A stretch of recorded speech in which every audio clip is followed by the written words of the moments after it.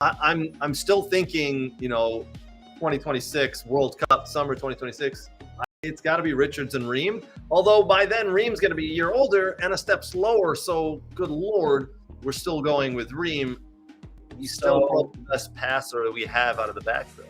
So for me, it's everyone's. If he can still move around, and he had times where he had to recover with balls on the top, and if he can still do it, he's the best left center back we have. And I think Pochettino understands that. That's why he starts him all the time. And he's filtering around with three backs and who's going to play next to him. I think he's strong. It might be Ream and Richards. Does Blackman play his way in the team? I don't think so. Like, does he get a call up again after everything or in January? Sure. Like, Tristan wasn't bad. I've always liked him. I watched him in college. He made his transition. He was a winger at one point. He made his transition to outside back and center back at the college level. Played well for LAFC early on. Plays well for Vancouver. He's got something. He's a good two-footed player. I thought he did all right for his first national team start against a very good Korean side. So I was fine. Was the goal? He needed to step when he dropped a bit, as you saw. He didn't read that quite right, sure, but it happens, right? Yep. All right. So first half, in my opinion, South Korea were the better team. They created the better opportunities. They just adjusted well. USA couldn't quite figure out what was going on and how to neutralize it. Second half, I think something different happened here. I think two things happened, Brooks. I think USA kind of came back, talked about it, put a new little plan into place. Like you said, played three at the back and then moved an extra into the midfield and got control of the game a little bit more. But I also think South Korea just took their foot off the ball and said, okay, we're 2-0 up. Sure. Let's just pass the ball around.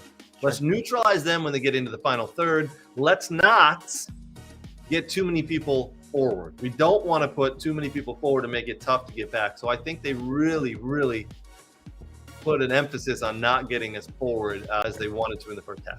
Sure. Which was obviously that's what you do when you want to kill a game off, right? You don't leave yourself exposed by throwing players forward. So I think two things happened there. Yeah. I mean, listen, the South Korea goalkeeper made some tremendous saves at the end of the second half to keep that game, 2-0. I mean, this game could have been 2-1. It could have been 2-2. There are a lot of great saves at the end there. But we'll go back to the USA. The transition when the subs came in, the switch to the three back. I mean, Freeman made the difference when he came in.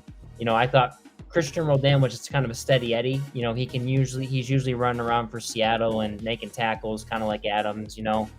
I thought Zendejas brought something a little different. There's a little more creativity and flicks him behind. You brought in kind of more like a double 10 to let your outside back get around, so that helped with Freeman. McGlynn, when he came on later for Berhalter, he had some good passes to turn and break lines. A lot of guys weren't doing that, turn and breaking lines. We just, Yunus Musa, when he first started, he was very good at receiving the ball, turning, and trying to dribble to beat guys in the midfield. We just really lack that with any of the midfielders. It's a pass first thing, and they're not great at beating guys off the dribble. And when you can eliminate one guy, and draw another defender in, that's what's opened up space at times in the midfield. When Balogun came in, sure, it was a little different. Was it great at times? He disappeared. He was there. He offers something different from Sargent. He finds his, at the end there, he almost found his way into a PK at the last minute of stoppage.